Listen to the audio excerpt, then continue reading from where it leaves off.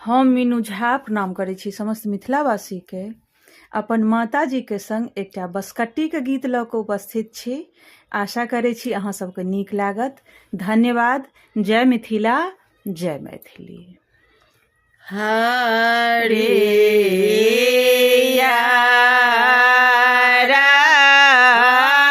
बासा के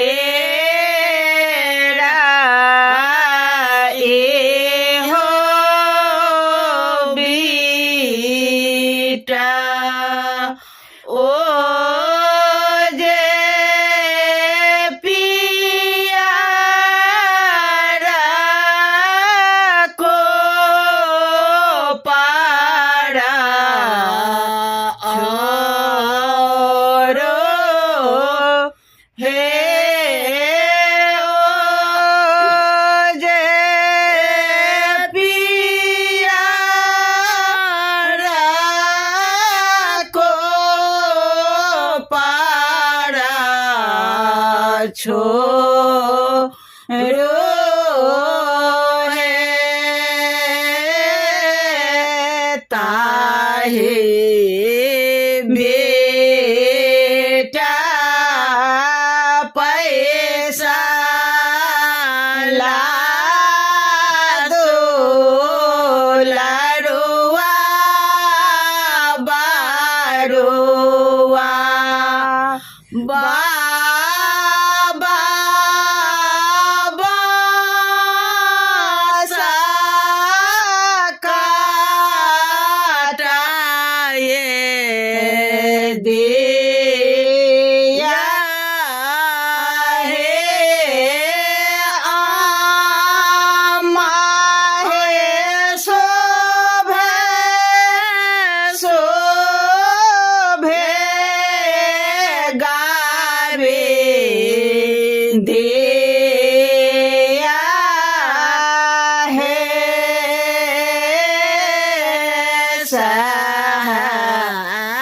सोने बड़का बाबा बासा काटल ओ जे बड़के दान दे शोभ गावे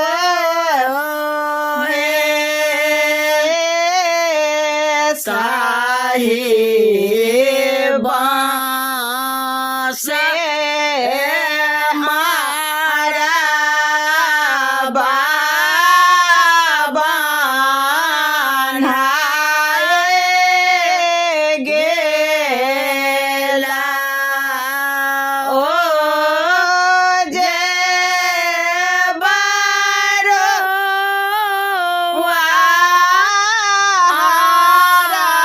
सीता